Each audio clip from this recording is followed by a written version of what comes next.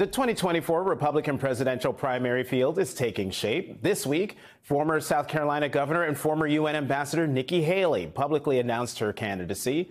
As Haley works to set herself apart from her former boss, Donald Trump, it appears another South Carolina Republican could be eyeing an Oval Office run. Here's Senator Tim Scott when asked Thursday if there was space for both of them. I bet there's room for 3 or 4. Certainly, there's definitely room for 2. And I wish Nikki well. She is a smart, constructive individual. She served our state and our nation well. And I have nothing but good thoughts and prayers for her health and for her success as she tries to communicate her message to the American people. One of those 3 or 4 could be Florida Governor Ron DeSantis, who is widely speculated to be considering a White House run. According to a new Quinnipiac poll, Republican voters believe that DeSantis is Trump's strongest challenger.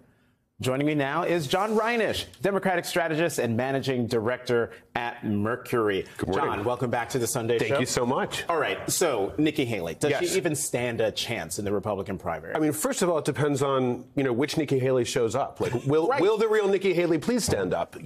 Is it going to be the Nikki Haley who's, what she's most known for is taking down the Confederate flag in the wake of the Mother Emanuel massacres by a white supremacist. That drew her worldwide attention. Right. It cast her into the spotlight and really, made her a heroic figure. However, look at her campaign rollout, where she spent most of her time attacking the 1619 Project. Which Nikki Haley is it going to be remains to be seen. Right, and that was the thing that jumped out at me as well. She is trying to thread this needle. Talk about her difference. I have an immigrant story. We were not black or white. We were something else. Yes. But then doesn't want to deal with the issues. Her most heroic moment was what she did after Charleston, and she's running away from it. I'm just wondering, can she? Well, with the Republican base. But the Republican base does not want to see that gesture, and I think that she knows that. And, this is the hardest of hardest right voters that she's going to be positioning herself in front of. These are voters who think that January 6th either was a heroic gesture or was a hoax. So these are voters who are, this is a Tucker Carlson primary. This is a competition for voters who adore Donald Trump and maybe are looking at Ron DeSantis as a Trump alternative, but one who embodies Trumpism, but might be a younger, newer model without the baggage. But you'll note that Donald Trump is still the most popular and consequential person in that primary. Nikki Haley knows that. So does Tim Scott.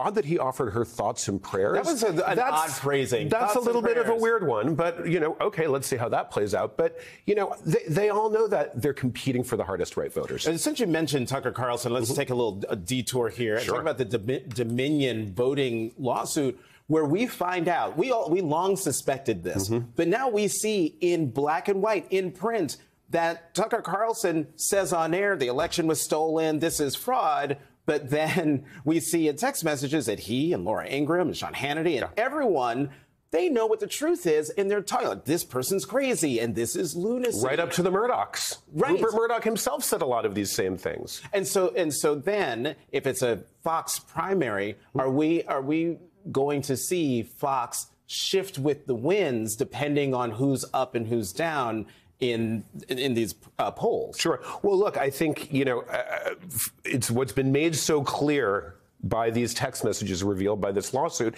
is that the viewers don't so much follow Fox News as Fox News follows the viewers. That's analogous to a lot of what people say about Donald Trump, that he follows what he always says, my people want.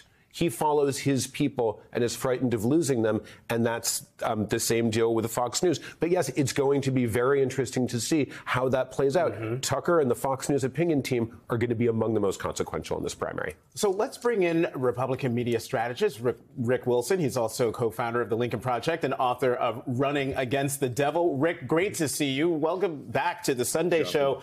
I would love your thoughts on Nikki Haley. Look, I think Nikki Haley is going to come in third in her own home state when this is all said and done. Yeah, third. She's a candidate that doesn't have there's no there for Nikki Haley's candidacy. That she does not exist as a viable candidate in the Republican Party as it is comprised today. She had a chance to break away from Trump and say, here's my independent identity from it. She can't say the T word. She's terrified of it. Right. In fact, she never mentioned his name in her speech. So you think she comes in third in her own home state? So is that second position Tim Scott? I know. I think it'll be Trump, DeSantis, Haley. And look, I've learned this lesson in the past because, Jeb Bush and Marco Rubio were hometown favorites in the state of Florida. And Donald Trump, is this machine that devours every Republican who does not stand, in their own space and in their own integrity. And all of them are terrified of him. She's terrified of him, too. You can see it. Every interview she did this week, she was like a long-tailed cat in a room full of rocking chairs. Rick. I'm going to remember that, Rick. That is so good. That is very good. I stole that from my grandmother. All right. So Trump is still, to use more animals, the 800-pound gorilla in the 2024 Republican presidential primary in the field. No matter who gets in, he's still number one. But is there a tipping point where there are too many candidates in the race that guarantee he becomes the nominee? I think if you have probably more than 4 candidates in the race, it becomes almost inevitable he's the nominee. The risk factor there, the calculus there that I think is extremely difficult for the Republican money class right now is there are already at least 3 fairly or middling serious people, and you will probably end up with a dozen, all of them hoping for some sort of Deus ex machina miracle where Trump is eaten by wolves or struck by a meteorite or something, and they become the one. And all of them are going to be sniping against each other, driving down. Because look, if you're Nikki Haley or Mike Pompeo or the rest of them, or Ted Cruz or anybody, you're all sniping at Ron DeSantis, trying to soften him up for 2 reasons. One, you think Trump will like you and maybe you get to be VP. And 2, unless you're Mike Pence. And 2, you're hoping for that miracle that catapults you into the seat. It's a bunch of bank shots piled up on top of pulling the pachinko machine lever as many times as you can. I just don't see a lot of real strategic underpinning to it other than, I hope it goes well. Right. In a couple of minutes that we have left, this is a question for both of you. But, John, I will start with you.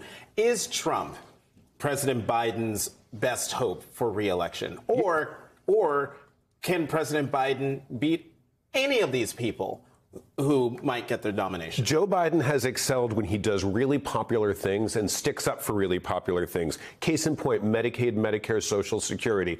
Republicans led by their, just very recent former campaign armchair, Rick Scott, showed their slip really in the last couple of weeks. But this wasn't a big shock. They've always wanted to privatize Social Security. Right. They've always wanted to cut Medicare and Medicaid. This is back when they were a small government anti-spending party. But Joe Biden is sticking up for something popular. Do popular things, people will follow you. And I think that's going to be indicative, though Trump, I think, with all of his baggage and unpopularity, will be the easiest to beat. And Rick, final word to you, real quick. Look, I think that Joe Biden is a guy who's beaten Donald Trump once. He made Donald Trump a loser. That will ride in Trump's brain like nothing else. It will never get away. He will always know that Donald Trump will always know Joe Biden made him a loser. And I think that's one of Biden's strongest aspects here. And I also agree. Do popular things. Take a victory lap from time to time. Right. Do hard work in public, and you can get recognized for it. Take credit. As House Minority Leader Hakeem Jeffries said in a meeting the afternoon of the State of the Union address, phase 3 is consistently talk about what you've done over and over and over again. Rick Wilson, John Reinish, thank you both very much for coming back to the Sunday show.